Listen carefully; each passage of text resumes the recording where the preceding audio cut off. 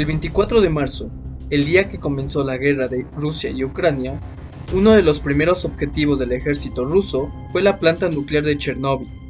Una semana después, Europa despertó con la noticia de que la planta nuclear de Zaporilla había atacado dejando parte de un edificio administrativo en llamas, lo que provocó miedo en la población e incertidumbre para los mismos científicos sobre el peligro nuclear que eso representaba. Tras 2 semanas de lo ocurrido, y con recientes ataques en las ciudades de ambas plantas nucleares, Alejandro Frank, coordinador del Centro de la Complejidad de la UNAM, y quien fuera director del Instituto de Ciencias Nucleares de la misma universidad, en entrevista para Enlace Judío, habló sobre el riesgo en la toma de los reactores nucleares por el ejército ruso y las implicaciones que pudieran haber de continuar estos ataques. En realidad, pues todo esto es producto de este criminal ataque a Ucrania, ¿no? Quiero empezar diciendo eso. Y que ciertamente los rusos, Putin y su ejército, pues en parte quieren controlar pues a los 4 centros de reactores que hay activos en Ucrania. Como usted mencionó, está el más grande, que está pues en este momento tomado por los rusos, es el de Zaporizhia, que tiene 6 reactores, de hecho, y donde por fortuna varios de ellos estaban, digamos, en mantenimiento. Y otros están en una etapa han bajado digamos, la potencia de los reactores mucho. Ciertamente hay un peligro ahí, antes de hablar de Chernobyl, hay un peligro porque pues, es una circunstancia de guerra. Los rusos no creo que quieran de ninguna manera provocar un evento ahí radioactivo porque no solo perjudicaría a Ucrania, sino a los propios rusos, que son los más cercanos, y también a Europa occidental. No creo eso. Sin embargo, es una muestra de poder de parte y de control de parte del ejército ruso. Aunque los ucranianos, como usted debe saber, cedieron sus armas nucleares en el momento de su independencia, o sea, su separación de Rusia, etc. Entonces no tienen esa posibilidad, pero por supuesto que con radioactividad se podría hacer una bomba sucia, lo que se llama una bomba sucia, tomar, por ejemplo, materiales radioactivos y hacerlos explotar en algún lugar. Entonces los rusos están previniendo esa posibilidad y causando pues mucho peligro en las plantas, porque ciertamente, como usted dice, se ha perdido de alguna manera la potencia eléctrica y están teniendo que recurrir digamos, a bombas, a generadores de diésel en este momento. Por suerte, digamos, para el mundo, sí se puede controlar, están abajo los reactores, se pueden básicamente apagar en algún sentido. El mayor peligro es el mantenimiento de los residuos radioactivos, por un lado, y que los rusos seguramente quieren evitar la posibilidad de que se usen elementos radioactivos en su contra.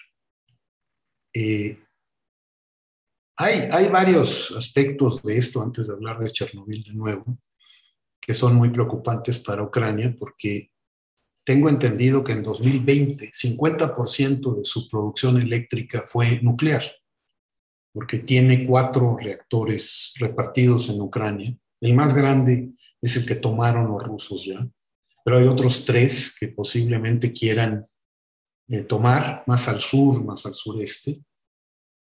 Y entonces se imaginará usted lo que es los cortes energéticos en Ucrania, sumado a los problemas digamos, de alimentación y de comunicación y los propios bombardeos, ¿no? Entonces es un desastre humano terrible que no tiene justificación alguna, en mi opinión. Volviendo a Chernobyl, para el público que a lo mejor no sabe, no lo recuerda o es muy joven, pues hubo un accidente en uno de los 4 reactores de Chernobyl en 1986. Se salió de control completamente y se derritió prácticamente. Y ahí se construyó encima de ese reactor toda una fortaleza para tapar los residuos radioactivos, aunque hubo una gran contaminación en el área circundante, que ha sido, digamos, ya son muchos años, de 1986 para acá, pero esta radiación va a perdurar, alguna de ellas, por miles de años. Aunque se ha podido controlar bastante bien por los ucranianos. Los otros 3 reactores, de hecho, están siendo, como se dice en inglés, decomisionados. Es decir, los están apagando, están fuera de circulación. Y por lo tanto, de nuevo ahí no hay un peligro real de que haya un accidente nuclear, pero sí hay un gran material radioactivo. El propio reactor que se fundió en 1986 contiene una enorme cantidad de radioactividad peligrosa. Si, por ejemplo, ahí cayeran unas bombas o misiles, sería un desastre. Ahí sería un absoluto desastre porque, bueno, en cualquiera de los reactores, de hecho, ¿no? Pero en este, pues está ya totalmente cubierto por una montaña de concreto. Entonces, digamos, yo no vería, y hay que tratar de no ser alarmista, un peligro inmediato de un desastre nuclear en Chernobyl ni en Zaporizhia. Los otros 3 reactores, pues vamos a ver qué pasa con ellos. Hay el peligro latente de que los rusos fallen, probablemente no quieran, insisto, golpearlos directamente con bombas, con misiles o lo que sea, porque ellos mismos saldrían muy perjudicados y la gente alrededor y los ejércitos rusos incluso. Esos 3 otros que están más hacia el sur, hay uno al norte, tengo entendido, de Odessa, y otros 2 más. En total, ellos generan una gran cantidad de megawatts y de hecho son, lo revisé ahorita, el 7º país que más genera energía nuclear. Entonces, digamos que es una dependencia tremenda porque ellos además no pueden generar su propio combustible. Para eso se requiere enriquecer, lo que se llama enriquecer el uranio, que es toda una tecnología que ha estado en la prensa mucho por el caso de Irán, que ha estado tratando de enriquecer su uranio. Se usan estas máquinas que dan vueltas muy rápido para generarlo, para enriquecer el uranio, y ellos no tienen esa tecnología, entonces dependen de los rusos. Que esto, digamos, es todo un contrasentido a todo, ¿no? Son el país más cercano, importante, europeo que está ligado a ellos, ¿no? Se han independizado un poco a través de los gringos, perdón, de los norteamericanos, con la Westinghouse y con los suecos, pero eso, digamos, todo está interrumpido. No sabemos qué va a pasar en el futuro. Yo diría que hay que bajar un poco el nivel de alarma, pero siempre estando atentos. Y ya, digamos, el colmo fue esta amenaza de Putin de usar armas nucleares, que lo dijo, entre que lo dijo y lo sugirió, ¿no? Hacía 60 años que no había una crisis nuclear de este tipo. Si descontamos el accidente nuclear de Chernobyl, que fue gravísimo, pero que fue una cuestión accidental, nos tenemos que ir a 1962, hace 60 años. la crisis de misiles de Cuba, para hablar de una posible, digamos, desgracia, un encuentro en guerra de tipo nuclear. Y el hecho de que Putin haya sugerido ese uso, pues es terrible, pero es su manera de desalentar a cualquiera de los países de Europa, de los Estados Unidos, Canadá, etcétera, de la NATO, de participar directamente en la guerra. Es un chantaje tremendo. No está claro si Putin ha llegado a este nivel de locura como para verdaderamente utilizar armas nucleares, porque significaría su propia destrucción. A ese grado sería la cosa. Si él dispara, usa un arma nuclear, pues evidentemente va a recibir una respuesta. Entonces, yo diría como conclusión que tenemos que mantener la calma en cuanto a que pueda haber un desastre nuclear debido a esta situación, pero que no podemos olvidar que quedan, de alguna manera, el reactor grande en Zaporizhia y Chernobyl, en algún sentido podemos pensar, aunque es una desgracia para la gente que tienen retenida y todo esto, que esos están hasta cierto punto bajo control. Yo me preocuparía más ahorita por los otros 3 reactores que no están tomados por los rusos y que por lo tanto podrían sufrir un ataque o un accidente, en el sentido de que un disparo mal direccionado pudiera causar un desastre. Esa es mi valoración de cómo están las cosas en este momento. ¿Qué podría pasar pues como usted comentaba ahorita al final, de con los últimos 3 reactores, de que sean tomados o que haya pues sí, como un ataque pues mal logrado y que afecte a uno de ellos o no sé, ¿qué se Bueno, puede esperar? sí, en realidad son más de 3 reactores, o sea, son 3 sitios. Uno de ellos tiene, creo que 4 reactores, otro tiene 2 y otro tiene una mezcla de reactores viejos y nuevos.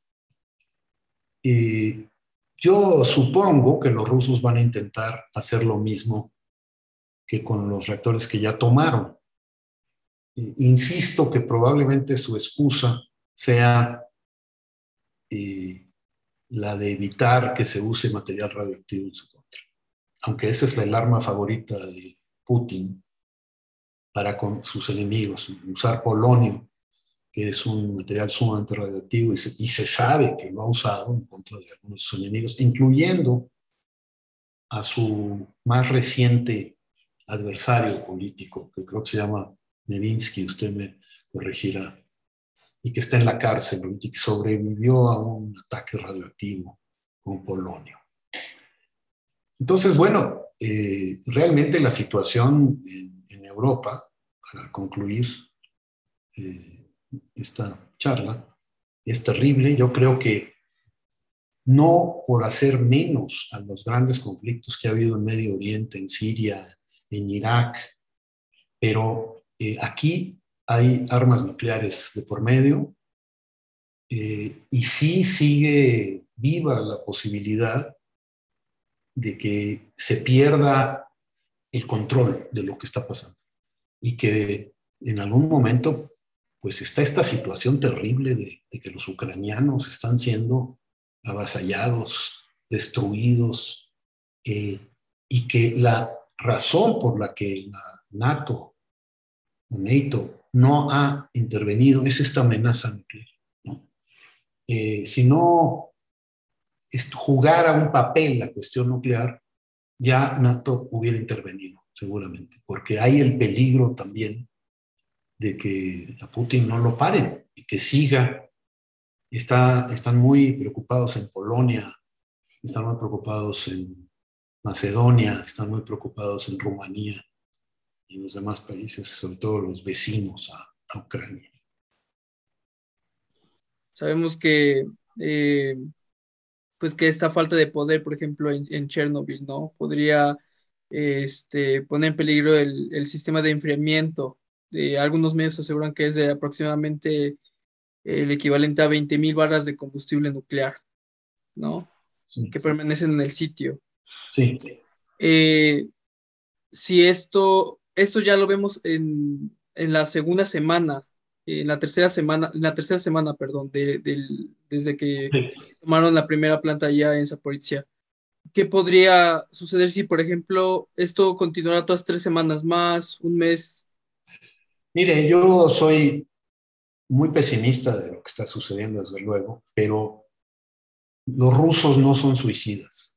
Entonces, no creo que vayan a permitir, porque además están ahí, en el sitio, que esta situación de falta de potencia, como dice usted, eléctrica para los sistemas de enfriamiento, se vaya a continuar. Yo creo que ellos mismos probablemente van a controlar el asunto. Espero. Ahora, la racionalidad no es lo que caracteriza a las guerras y menos a esta. Entonces, no lo podemos garantizar. Pero ciertamente, por el momento, han sustituido la falta de potencia eléctrica con diésel, pero eso tendrá que garantizarse que se va, ya sea volver a tener la potencia eléctrica, aunque, como le decía, hay un problema en toda Ucrania de falta de energía y de otras cosas, pero porque son grandes productores de energía nuclear.